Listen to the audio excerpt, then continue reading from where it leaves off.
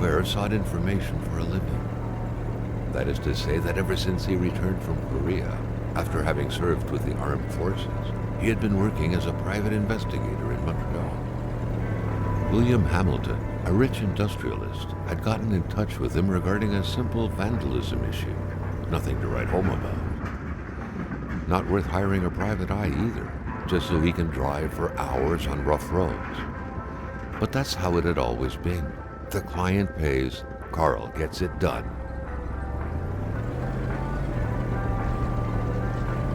They had set up to meet at the general store, his client's business. Well, actually, the entire village had William Hamilton's name written all over it.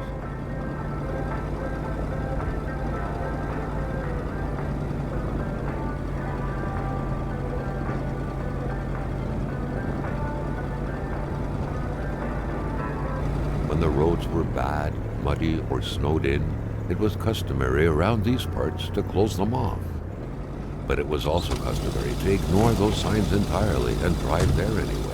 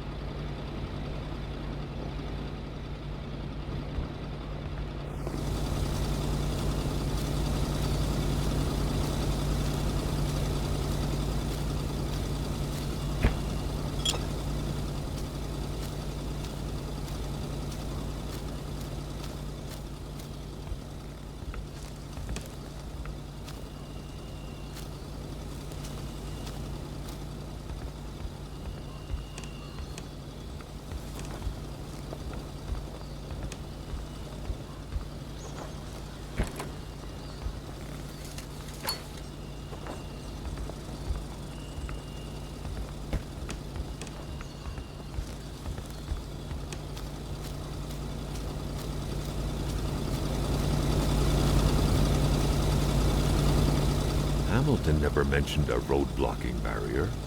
Why was it needed here in the back of Beyond? That would, however, be a mystery for another day. Carl had waited long enough for someone to come and raise it. Hamilton is waiting for Carl in the general store. It was time for him to get down to business.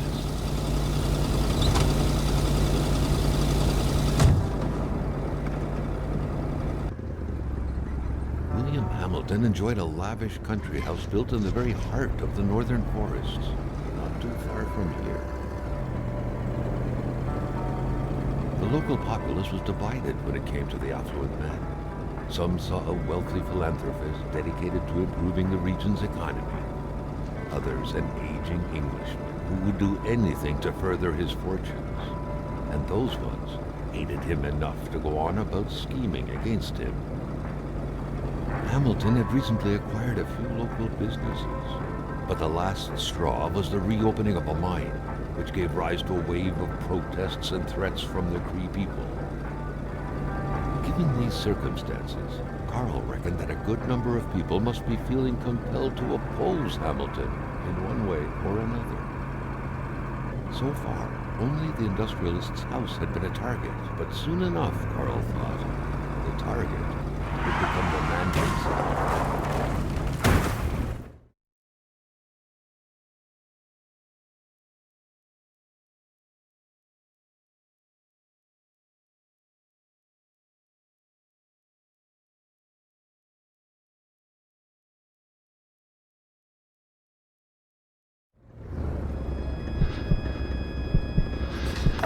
Carl needed to get out of there.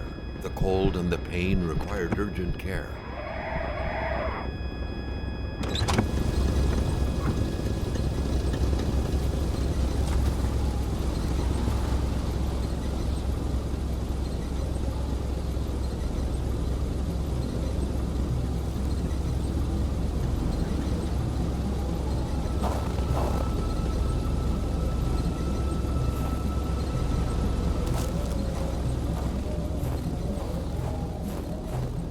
The driver had taken off.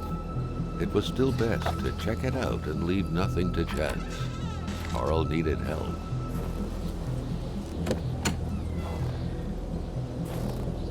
It was a small, locked box engraved with the letters W.H. Carl thought about taking it. Nothing was to be left to chance. This deep in the country, his last hope was to find an abandoned garage or a farm by the roadside. His life depended on it.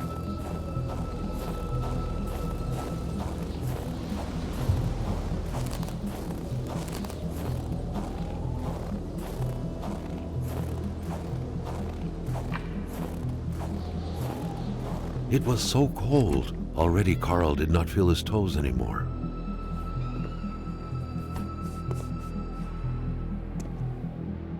Even better than he had hoped.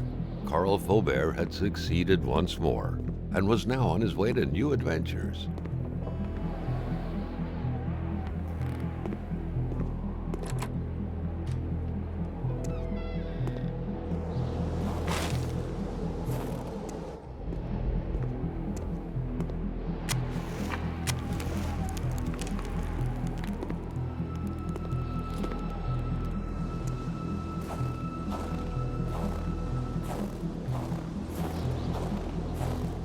A fire can't be started with a snap of the fingers.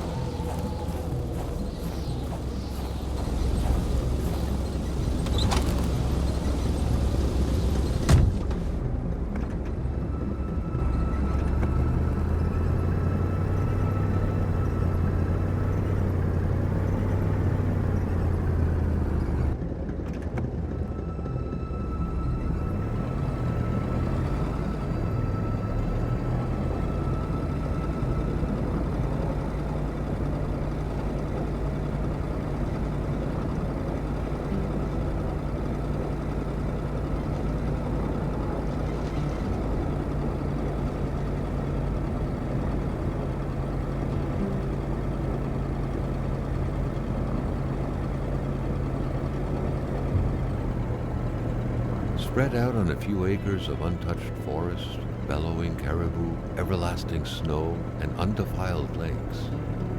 The Manistan region was no tourist hub. It was said to have been populated for millennia by Cree people, and ever since the industrial era, by the metal mining industry.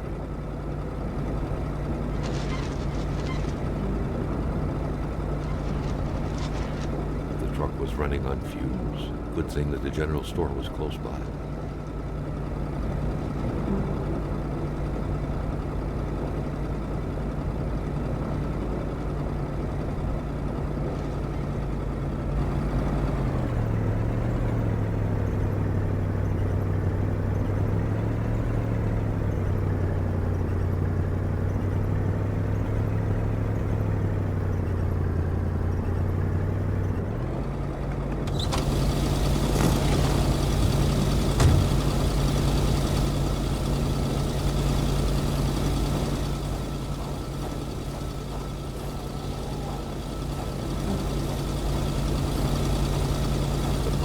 Surrender their divine nectar so easily. In all likelihood, they had to be switched on from inside the store. Something fell to the bottom of the box.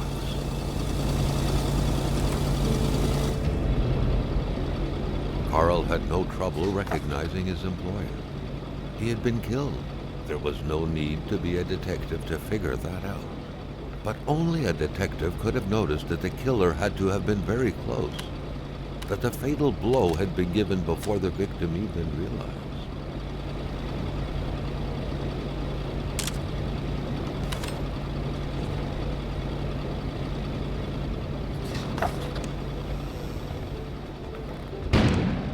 An explosion suddenly occurred outside.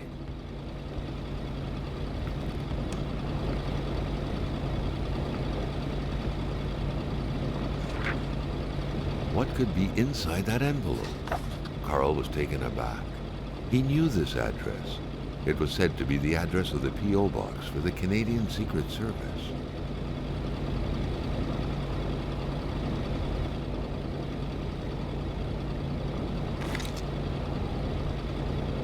A radiator without power is as good as a wood stove without logs.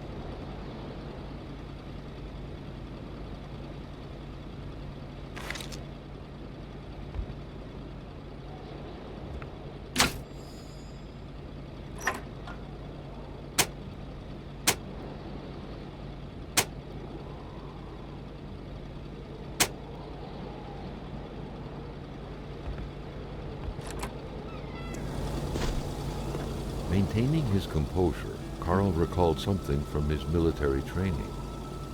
Wolves always stay away from populated areas. Wait, was it about bears? Carl was no electrician, but he could identify a wiring problem when he saw one.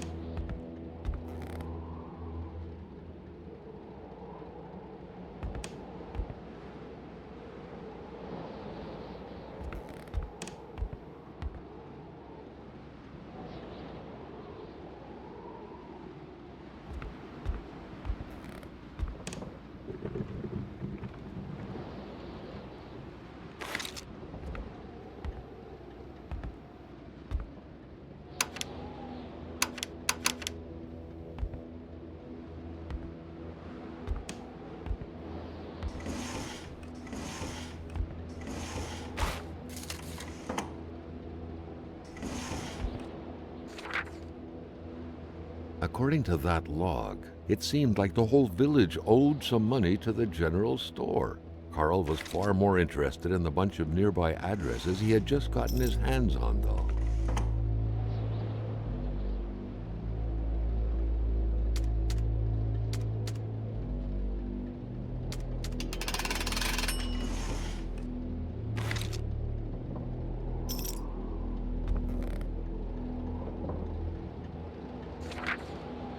Carl knew that Gilles Lachance was in charge of the general store. That made him one of Hamilton's employees. A very angry employee, as Carl could plainly see.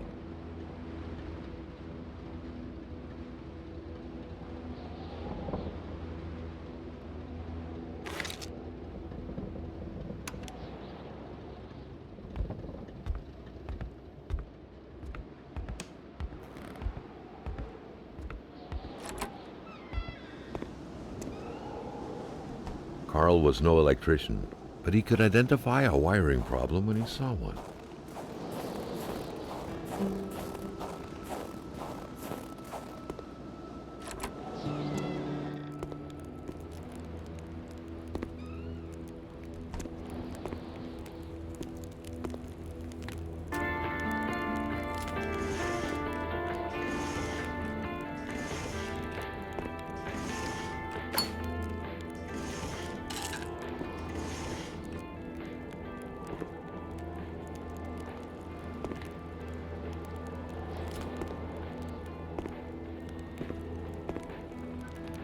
The crowbar was stuck under the lift.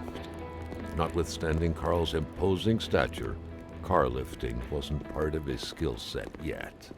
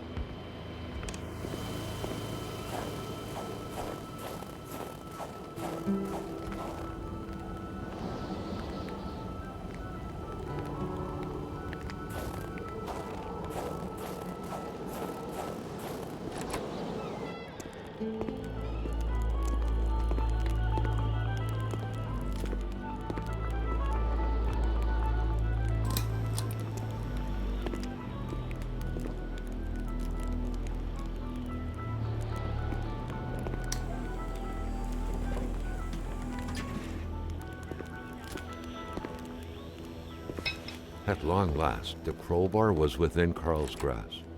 Surely it would come in handy at some point.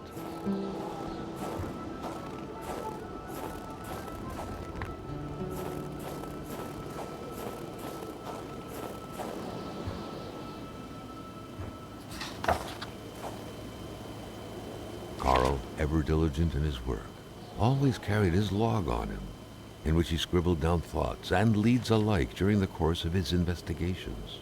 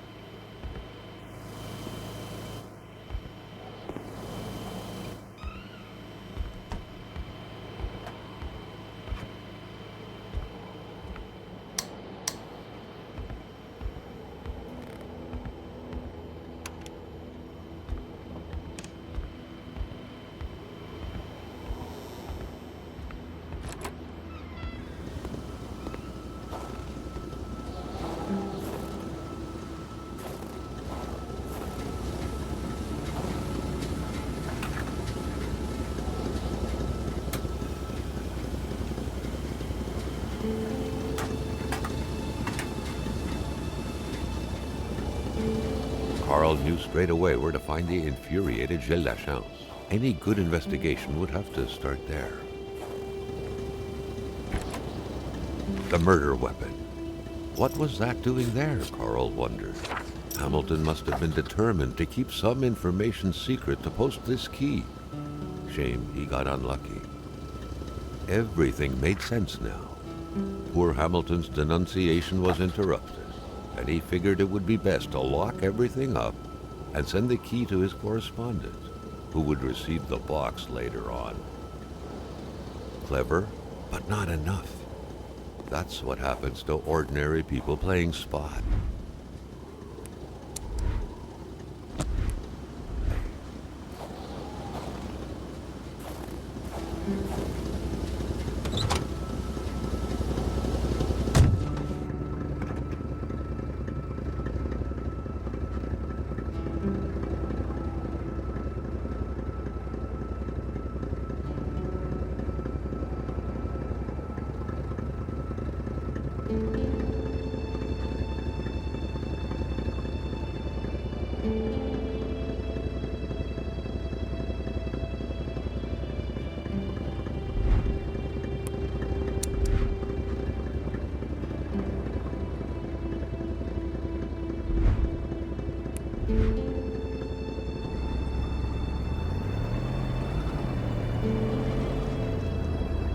Carl felt that the store and its surroundings still held their secrets, and he didn't like to miss out.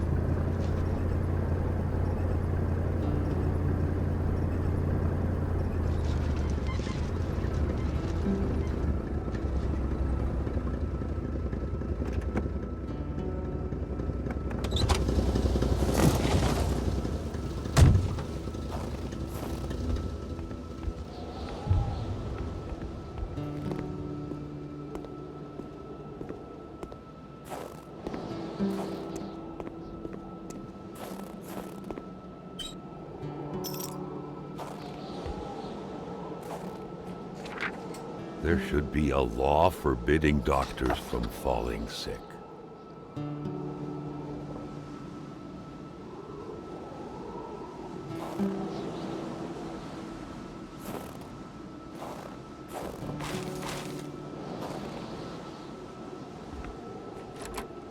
In spite of Dr. Beaupre's goodwill, the place didn't look much like a physician's office.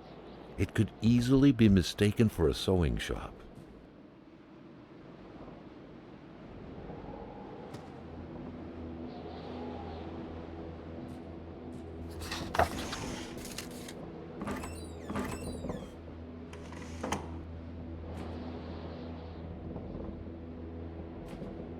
For the one-eyed, or for other vision problems, the eye patch was the way to go.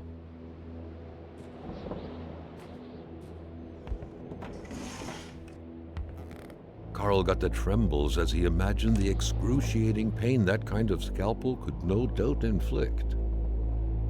Within these miserable walls, patients probably felt more like in a slaughterhouse than in a doctor's office.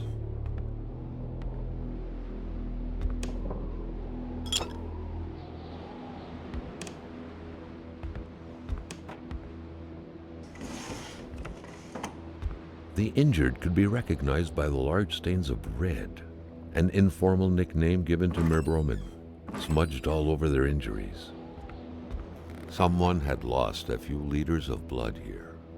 Carl's first thought had been a lumber accident, someone's hand cut by a saw, or a hunting accident. In any case, whoever had lost all this blood couldn't have gone far. Perhaps they were already dead.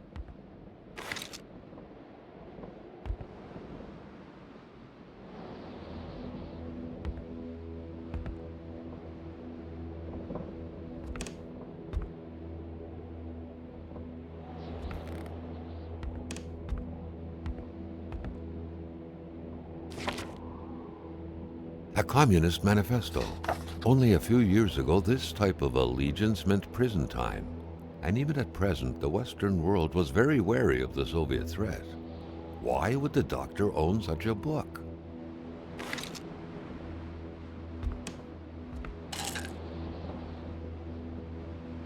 Dr. Beaupre had done his medical studies quite far from here. He was surely one of the first students out of the new campus to settle on the mountainside.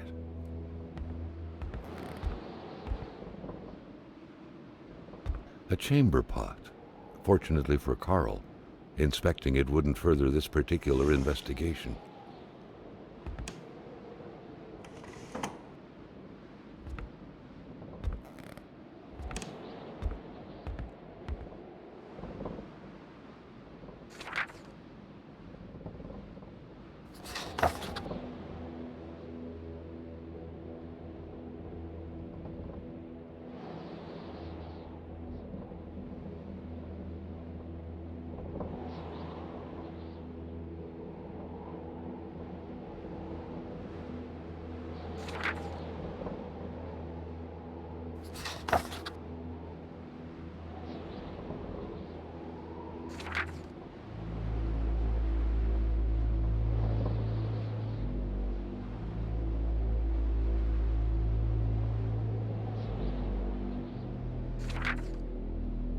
There was no doubt that the doctor and Hamilton knew each other very well.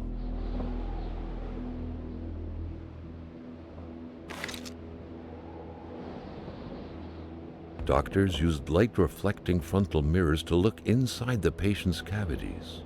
That was a bit unsettling, but back then, it was pretty much always the case with medicine. The good doctor, flanked by his beautiful spouse. Pure happiness, captured on cardstock. Carl recognized this woman's soulful eyes. Was it Dr. Beaupre who had hit him head-on at the village border? Nobody kills a rich patient to start a revolution. It didn't make any sense. He had to dig deeper still to understand. Luckily, that was Carl Faubert's specialty.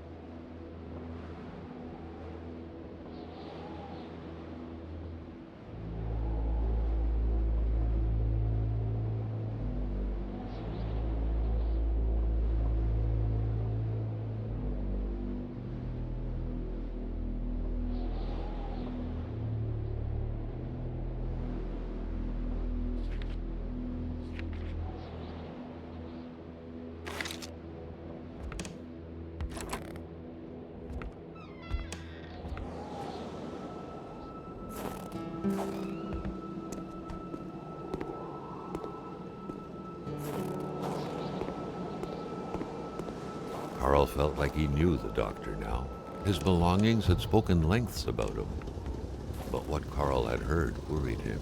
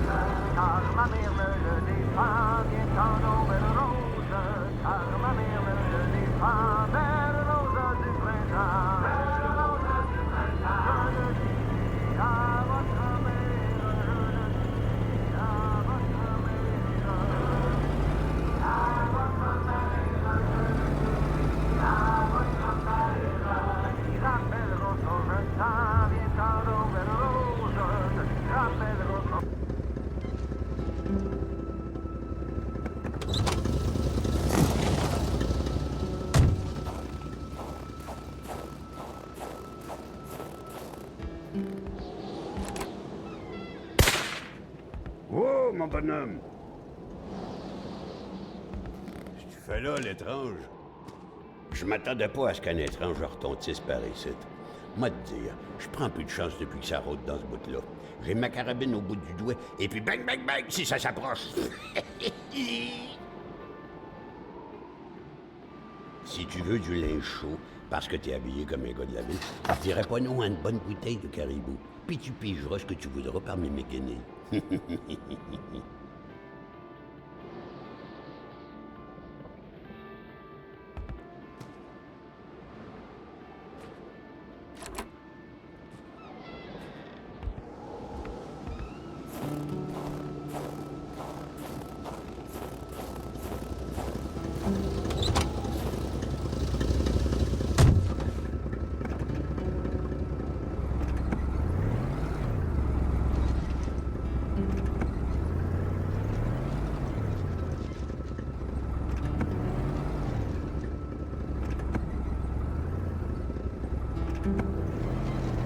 There was so much in this cabin to enrich body and mind. Carl couldn't leave empty-handed.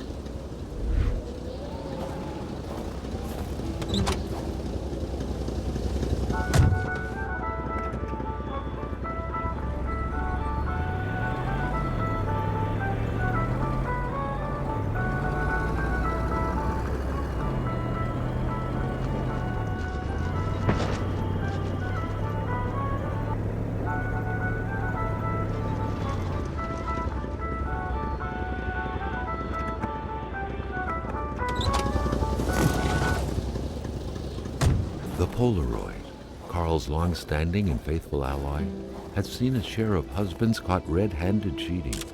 There's always something out there waiting to be snapped away. Prince? Carl found a surprise at every turn. Was the camera faulty, or was it a possible lead?